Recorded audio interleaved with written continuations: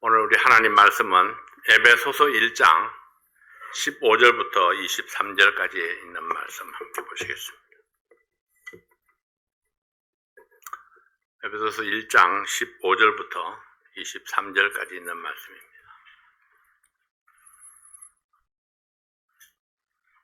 이를 인하여 주 예수 안에서 너희 믿음과 모든 성도를 향한 사랑을 나도 듣고 너희를 인하여 감사하기를 마지 아니하고 내가 기도할 때 너희를 말하노라. 우리 주 예수 그리스도의 하나님 영광의 아버지께서 지혜와 계시의 정신을 너희에게 주사 하나님을 알게 하시고 너희 마음 눈을 밝히사 그의 부르심의 소망이 무엇이며 성도 안에서 그 기업의 영광의 풍성이 무엇이며 그의 힘의 강력으로 역사하심을 따라 믿는 우리에게 베푸신 능력의 지극히 크심이 어떤 것을 너희로 알게 하시기를 구하노라. 그 능력이 그리스도 안에서 역사하사 죽은 자들 가운데서 다시 살리시고 하늘에서 자기의 오른편에 앉히사 모든 정사와 권세와 능력과 주관하는 자와 이 세상뿐 아니라 오는 세상에 일컫는 모든 이름 위에 뛰어나게 하시고 또 만물을 그 발 아래 복종하게 하시고 그를 만물 위에 교회의 머리로 주셨느니라. 교회는 그의 몸이니 만물 안에서 만물을 충만케 하시는 자의 충만이니라. 아멘. 기도합니다. 아버지 하나님 감사합니다. 에베소 성도들을 향한 바울의 감사와 기도가 소개되고 있습니다. 아버지 하나님, 교회를 향한 그 간절한 마음, 또 성도들을 향한 그 간절한 기도를 보면서 또 우리가 사도 바울의 믿음이 그 사랑이 어떠했는가를 생각해 보게 됩니다. 아버지 하나님, 그가 원했던 대로 또 우리 하나님께서 원하시는 대로 또 우리가 마땅히 해야 할 우리 서로 사랑하고 주님의 이름을 높이며 주님을 찬양하는 그 이유를 선명히 하는 저희들 될 수 있도록 도와주시옵소서. 아버지 하나님, 오늘도 준비된 말씀을 통해서 우리의 믿음을 새롭게 하여 주시옵소서. 예수님 이름으로 간절히 기도하옵나이다. 아멘. 15절은 이렇게 시작하고 있습니다. 이를 인하여, 이 말씀은 14절 말씀과 연결해서 계속되는 주제를 다루고 있습니다. 지난 수요일 설교에서 우리에게 찬양할 이유가 있다 이렇게 말씀을 드렸습니다. 그 이유들은 하나님의 축복이 예정되어 있었습니다. 그리고 예수 그리스도를 통해서 우리가 사탄의 권세로부터 자유를 얻었습니다. 또한 성령께서 우리를 하나님의 자녀로 인쳐주시고 하늘의 기업을 받도록 보증해 주셨습니다. 이러한 축복들을 근거로 바울의 감사와 기도에 이어서 교훈을 주시고 있습니다. 첫 번째로 우리는 바울의 감사, 이게 바울이 어떤 감사를 드렸는가를 살펴보도록 하겠습니다. 에베소서 1장 15절 16절 말씀에 보면은 이를 인하여 주 예수 안에서 너희 믿음과 모든 성도를 향한 사랑을 나도 듣고 너희를 인하여 감사하기를 마지 아니하고 내가 기도할 때에 너희를 말하노라. 이게 바울은 에베소 교회 성도들에게 깊은 감사가 있었습니다. 바울의 감사 이유가 무엇입니까? 에베소 교회 성도들의 믿음으로 인해서 감사한다고 말씀합니다. 그 이유는 에베소 교회 성도들이 기쁨으로 하나님을 찬양하고 있었기 때문입니다.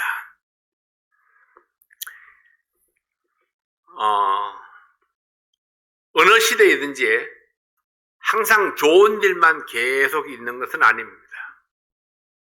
어쩌면은 좋은 일보다는 어려운 일들이 더 많이 나타날 것입니다. 그러나 사도 바울의 이 편지를 보면은 에베소 교회 성도들이 항상 감사하고 있었다. 그들이 어떤 환경에 의해서 감사하는 것이 아니라 하나님을 향한 그 믿음 때문에 그들이 감사하고 있었다. 환경과 조건이 아무리 열악하게 변한다 할지라도 안 좋은 상태가 된다 할지라도 그러나 내 믿음이 변치 않는 한 내가 하나님을 향한 감사가 끊임없이 지속되었다는 사실을 보여주고 있는 것입니다. 이 사람들이 기쁨으로 찬양할 수 있었다는 것은 그들이 하나님의 말씀을 충분히 이해하고 있었다는 것을 증거해 줍니다. 하나님께서 우리에게 주신 소망의 말씀을 이해하지 아니하고는 깨닫지 아니하고는 우리가 믿음으로 계속 감사를 나타낸다는 것이 쉽지 않습니다. 하나님께서 예비해 놓으셨던 축복이 무엇인지 그들은 이해를 했습니다. 지금 현실적으로 어려움이 있다 할지라도 하나님께서 내 앞에 예비해 놓으신 그 축복들이 있다는 사실을 그들이 깨달았기 때문에 감사할 수 있었다는 것입니다. 예수 그리스도의 십자가로 인해서 우리가 받은 자유와 기쁨이 무엇인지 확신했습니다. 성령께서 그들을 하나님의 기업을 받을 자로 보증하고 있다는 사실을 알고 있었습니다. 이런 믿음이 바울의 믿음과 동일했고 같은 믿음을 가진 에베소 성도들에게 깊은 감사가 있었던 것입니다. 또한 교회 성도들이 서로를 향해서 뜨거운 사랑의 교제를 나누고 있다는 소식을 들었습니다. 이것이 모든 사역자의 기쁨입니다.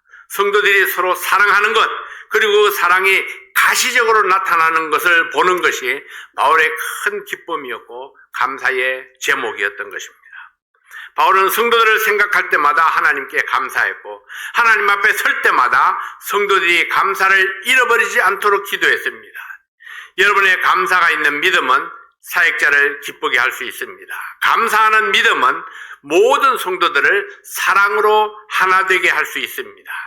감사가 능력입니다. 감사는 사탄의 유혹을 이길 수 있는 힘입니다. 감사는 모든 부정적인 생각을 몰아내고 믿음의 승리를 얻게 합니다. 바울의 감사가 바로 여러분의 감사가 되고 저의 감사가 되기를 소망합니다. 그래서 2022년에는 우리가 어찌하든지 감사의 이유들을 찾아서 우리가 감사를 표현하는 그런 우리들이 될 수 있기를 바랍니다. 두 번째로 바울의 기도입니다. 내가 기도할 때 너희를 말하노라. 이 바울이 기도할 때마다 에베소 성도들을 위해서 기도했습니다. 기도할 때마다 에베소 성도들을 그 기도 가운데에 언급했습니다. 에베소 1장 18절 19절 말씀을 함께 보시겠습니다. 너희 마음눈을 밝히사 그의 부르심의 소망이 무엇이며 성도 안에서 그 기업의 영광의 풍성이 무엇이며 그의 힘의 강력으로 역사하심을 따라 믿는 우리에게 베푸신 능력의 지극히 크심이 어떤 것을 너희로 알게 하시기를 구하노라. 성도들의 마음눈을 밝혀주시도록 기도했습니다. 여러분, 마음눈을 밝힌다는 것은 이해력을 높이는 것을 의미합니다. 하나님의 말씀을 들을 때마다 잘 이해할 수 있도록 영적인 깨달음을 위해서 기도했습니다. 하나님의 말씀을 잘 이해하고 하나님의 뜻을 잘 깨닫는 능력은 신앙의 승리를 위해서 반드시 필요한 것입니다. 하나님의 말씀을 깨닫지 못하는 성도가 하나님의 뜻을 이룰 수 없습니다. 하나님의 뜻을 알지 못하면 하나님이 원하시는 삶을 살 수가 없습니다. 명령을 선명하게 알지 못하면 아무리 충성심이 있어도 그 명령을 수행할 수가 없습니다. 그래서 하나님께서는 나팔이 분명해야 된다. 나팔이 분명하지 않으면 어떻게 전쟁을 예비하리요? 이렇게 말씀을 했죠. 그래서 우리는 하나님의 뜻을 분명히 이해할 뿐만 아니라 우리가 누군가에게 말을 할 때에도 그 뜻을 분명하게 전달할 수 있는 그런 언어를 우리가 사용할 수 있어야 할 것입니다. 바울은 성도들이 깨달음의 능력을 통해서 무엇을 얻기를 원했을까요? 그 첫 번째는 부르심의 소망을 알기를 원했습니다. 하나님께서 예수 그리스도를 통해서 우리를 믿음의 세계로 부르신 것은 무엇을 위한 것인가? 부르심의 소망, 이게 하나님의 부르심에는 어떤 소망이 있는가? 그 소망을 깨닫는 능력을 주시도록 기도했습니다. 다 같이 하나님의 말씀을 들어도 어떤 사람은 깨닫는 사람이 있고 어떤 사람은 깨닫지 못하는 사람이 있습니다. 다 같이 하나님의 말씀을 읽어도 어떤 사람은 그 말씀에서 그 진리를 깨닫지만은 어떤 사람은 깨닫지 못하는 사람이 있죠. 그러나 깨닫지 못하면은 하나님의 뜻을 이룰 수가 없습니다. 그래서 깨닫는 것이 먼저이고 중요합니다. 그래서 바울은 그 소망을 깨닫는 능력을 주시도록 기도했습니다. 소망이 있는 자는 쓰러져도 망하지 아니하고 고난이 있어도 중단하지 아니하고 포기하지 않기 때문입니다. 그래서 하나님 말씀 속에서 내가 소망을 발견하고 그 소망을 바라보면은 어떤 고난이 있어도 내가 포기하지 아니하고 중단하지 아니하고 계속해서 그 길을 전진해 갈 수 있습니다. 그러나 어떤 소망은 그 수명이 매우 짧습니다. 어떤 소망은 그 가치가 매우 낮습니다. 바울이 원했던 소망은 오직 하나님의 부르심의 소망이 무엇인가 그것을 깨닫게 되기를 원한다고 말씀을 했습니다. 하나님을 바라는 소망, 강하고 담대하라 여호와를 바라는 너희들아 이렇게 말씀하시는데 하나님께서 주신 소망을 알기를 원했던 것입니다. 하나님께서 여러분에게 주신 소망은 무엇입니까? 2022년도에 여러분들이 하나님께서 여러분에게 주실 소망을 발견했습니까? 우리는 하나님의 말씀을 들으면서 그리고 성경을 읽으면서 그리고 큐티를 하면서 말씀을 공부할 때마다 하나님께서 나에게 주신 소망이 무엇인가를 발견하는 것 굉장히 중요합니다. 일반적으로 말한다면은 천국의 소망, 영원한 생명의 소망, 하나님과 함께 거할 그 소망, 이것은 평생 동안 가지고 가야 될 소망입니다. 그것이 새롭게 될 수는 없습니다. 그래서 올해 금년에 하나님께서 나를 위해서 예배해 놓으신 소망은 무엇인가? 하나님께서 나에게 원하시는 그 하나님의 깊은 뜻은 무엇인가? 그래서 그것을 우리가 발견하고 나갈 수 있기를 원합니다. 자, 2022년도 우리가 선교를 위해서 헌신 예배를 드립니다. 그 헌신 예배를 위해서 기도하면서 또 그날의 말씀을 들으면서 하나님께서 나를 금년에는 어떤 부분에 어떻게 사용하기를 원하시는가, 내가 하나님의 뜻을 어떻게 이루어 갈 것인가, 내 소망을 발견할 수 있어야 할 것입니다. 두 번째로 성도들에게 주신 기업을 알기를 원했습니다. 그 기업의 영광이 무엇인가, 그 기업이 얼마나 풍성한 것인가, 그분의 능력이 또 어떠한가. 그 기업의 영광은 이 땅을 넘어서 저 하늘을 비추는 샛별 같은 영광입니다. 온 땅을 비추는 영광, 온 세상 사람들의 마음을 밝히는 영광입니다. 이 땅의 구석구석을 비추는 영광이요, 소외된 사람이 한 명도 없이 빈부귀천을 막론하고 모든 이에게 비추는 영광입니다. 아무도 가릴 수 없는 영광이요, 결코 소멸되지 아니하는 영광입니다. 이것은 하나님께서 주시는 기업이요, 하나님이 이끌어 가시는 기업입니다. 이것은 성도의 순종으로 더욱 빛나는 영광이요, 믿음이 없이는 얻을 수 없는 영광입니다. 이것이 바로 우리가 받을 기업의 영광입니다. 하늘에 영원토록 빛나는 영광입니다. 그러나 내가 모르면은 아무 소용이 없습니다.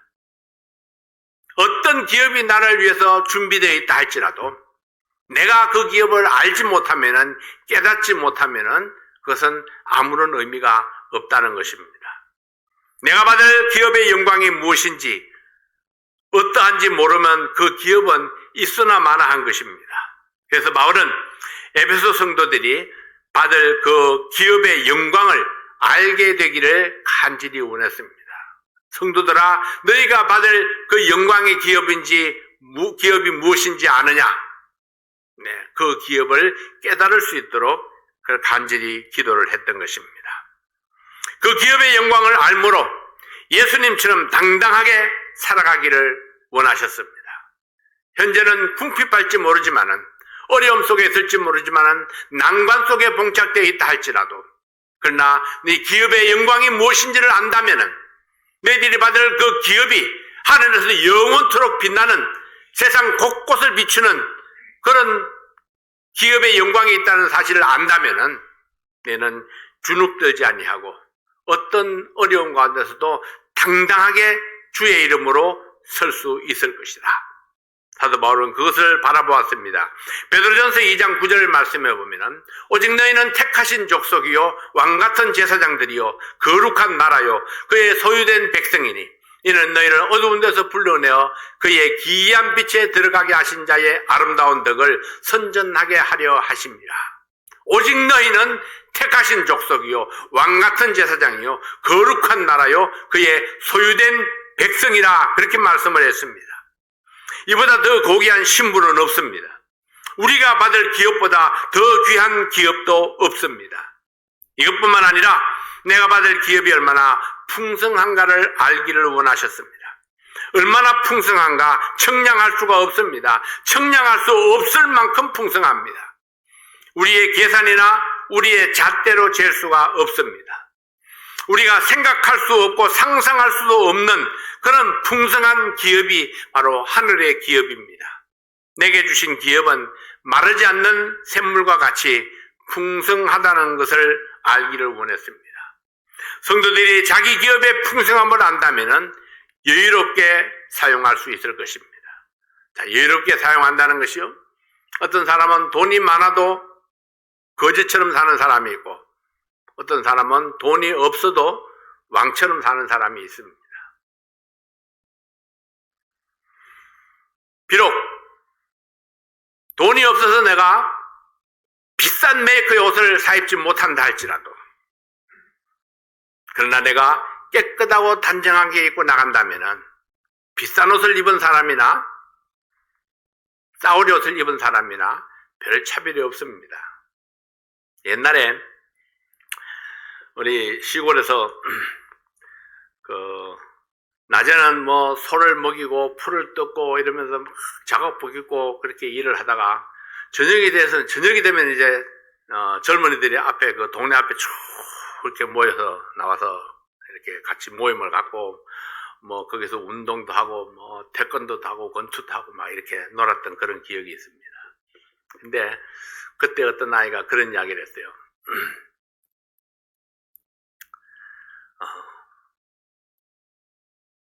낮에는 우리가 마치 그 일에 그렇게 찌들려서 사는 사람 같지만은 그래도 우리는 저녁만 되면은 옷을 싹 갈아입고 나옵니다. 저녁에 아무도 볼 사람 없는데도 그 달밤에 나오면서 옷을 싹 갈아입고 나와서 저녁만 되면은 우리도 그래도 괜찮지 않아?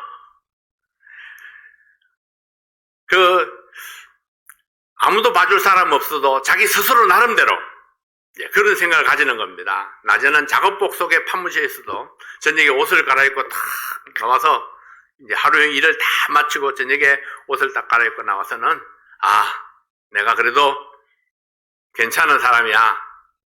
이만하면은 살만한 세상이야. 자기 스스로를 그렇게 생각하니까 그가 결코 가난하다는 생각을 가지지 아니하고 또 자기가 천하다는 생각을 가지지 않습니다. 비록 농촌에 그렇게 이름 없이 살고 있지만은 그러나 자기 자신 스스로 당당하게 그렇게 서는 그런 모습을 볼 수가 있었습니다.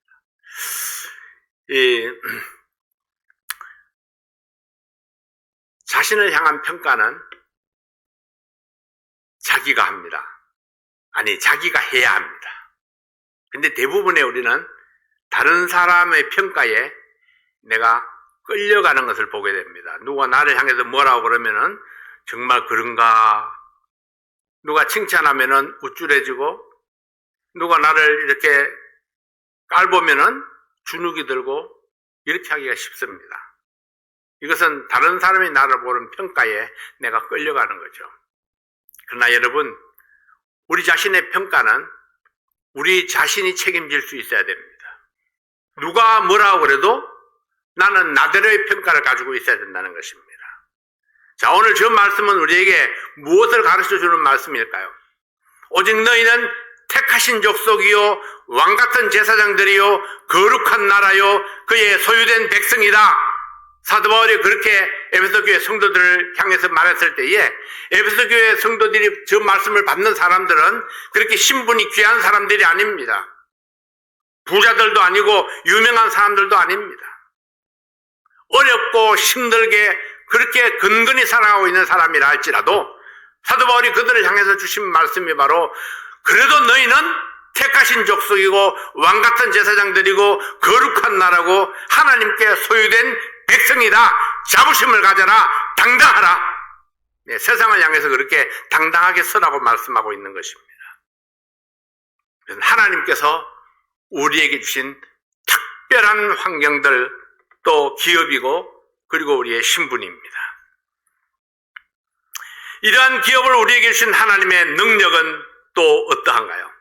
하나님의 기업이 영원하고 하나님의 기업이 청량할 수 없이 풍성하다면 하나님의 능력은 더욱더 헤아릴 수가 없습니다. 그 영원한 기업, 그토록 풍성한 기업을 일으키신 그분의 능력을 우리가 어찌 다 헤아릴 수가 있을까요? 하나님께서 우리에게 베풀어 주신 능력, 내가 이미 경험한 하나님의 능력이 얼마나 큰지 알게 되기를 원했습니다. 바울이 하나님께 간절히 기도했던 것은 에베소 성도들이 그 기업의 영광과 풍성함과 그분의 능력을 알고 확신하는 것입니다. 그로 인해서 성도들이 받은 은혜에 감사하고 믿음으로 힘있게 당당하게 살아가기를 소망했던 것입니다. 세 번째로 바울이 주는 교훈입니다. 마지막으로 바울이 우리에게 알리고자 했던 교훈이 무엇입니까? 예수님이 어떤 분이신지 제대로 알기를 원하셨습니다.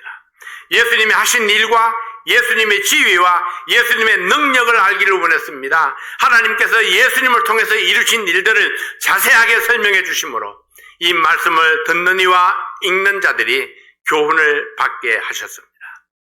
에베소서 1장 20절부터 23절까지 있는 말씀을 함께 보시겠습니다.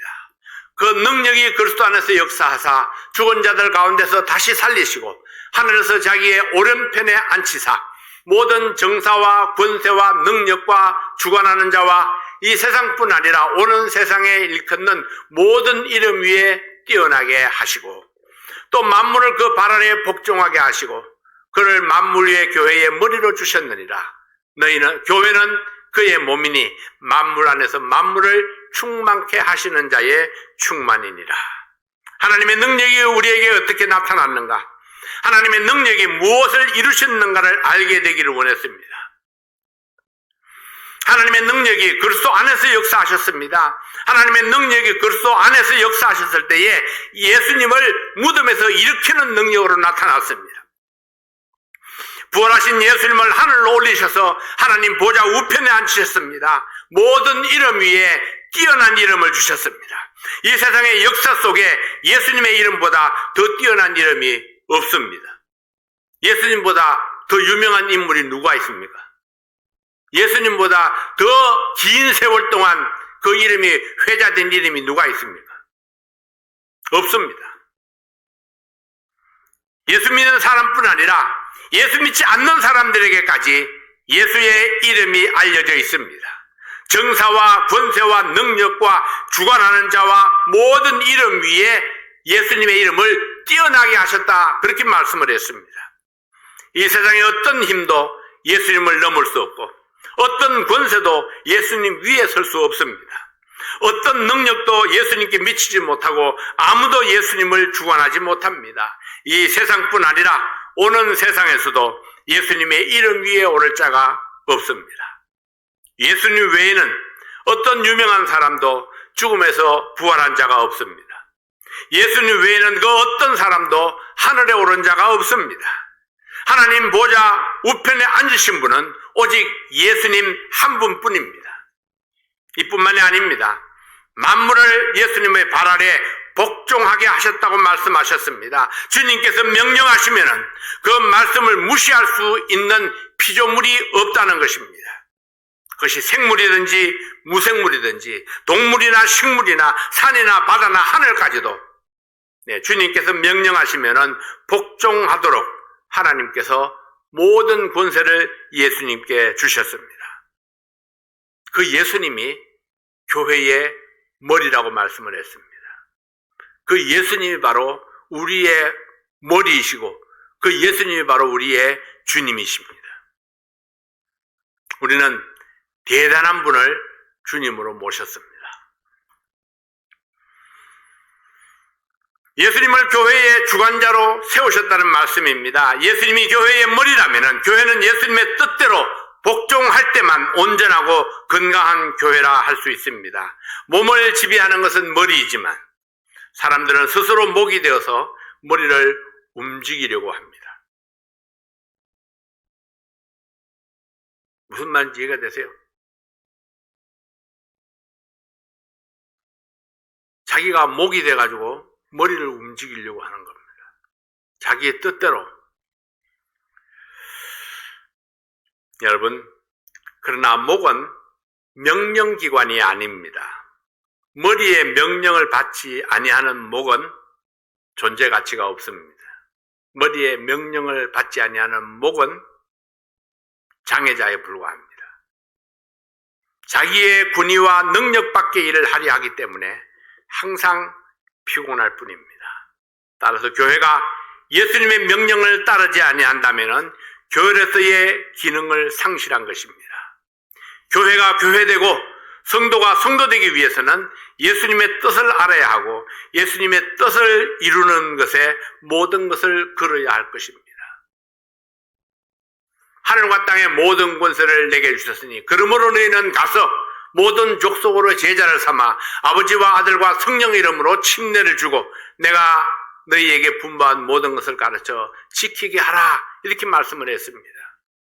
예수님께서 우리에게 주신 그 명령을 우리가 수행하지 아니한다면 우리는 장애자에 불과하다는 것입니다.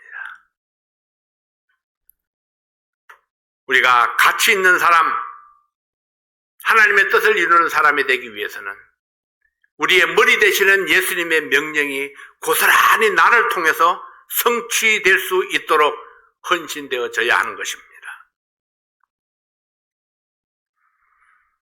결국 바울이 성도들을 위해서 간절히 기도했던 것은 성도들이 예수님이 어떤 분인가를 깨닫게 되도록 하나님께 은혜를 구했습니다.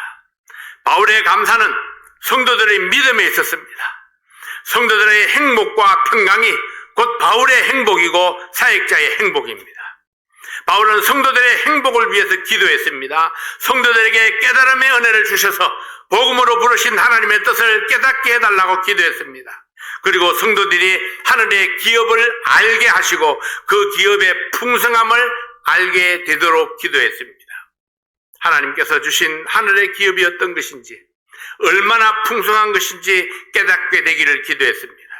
그리고 우리 주님의 능력이 얼마나 뛰어난 것인가를 알게 되기를 원했습니다. 내가 섬기는 그분의 능력이 어떠함을 안다면은 나는 그분의 명령 앞에 복종하지 아니할 수 없습니다. 그리고 그분의 영광을 위해서 내 생애를 드리지 아니할 수가 없습니다.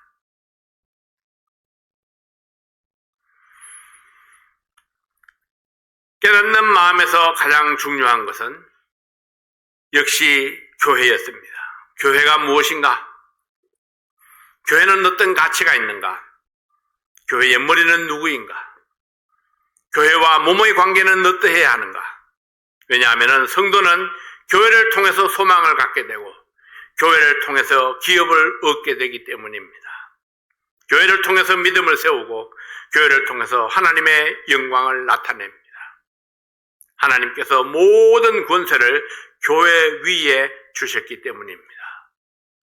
그래서 우리는 선교 집회를 하면서 교회를 위한 선교 헌금을 약정하면서 교회를 위한 약정 헌금을 함께 하게 되는 것입니다.